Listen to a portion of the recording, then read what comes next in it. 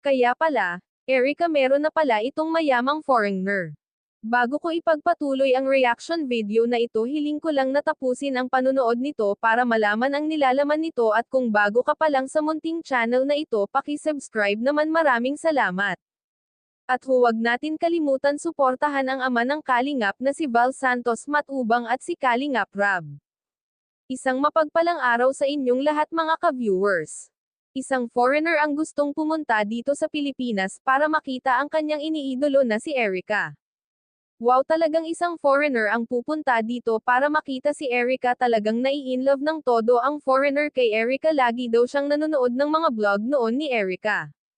Napakaswerte naman ni Erica, kung sa bagay maganda naman talaga si Erica, kahit simple lang kahit sino ay magkakagusto sa kanya. Isa na dyan si Edo na nagkagusto kay Erica, kaso lang hindi natuloy ang panliligaw ni Edo sa hindi malaman na dahilan.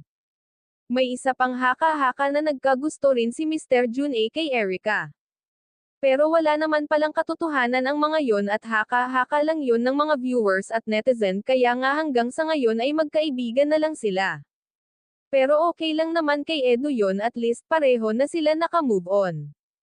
Ngayon naman ay may foreigner na gusto makita si Erica. Isa itong Italyano at napakagwapo nito. Malay natin baka main love si Erica dito. Pag nagkataon wala na talagang pag-asa na mabuo pa ulit ang Edrica. Tuluyan na talaga na mabubuwag ang Edrica Love Team. Marami pa naman viewers ang umaasa na magbabalik ang Edrica Love Team, kaya nga lagi nilang pinaglalaban si Erica sa mga basher. Hanggang dito na lang ang update ko mga kalingap. Maraming salamat at God bless sa inyong lahat.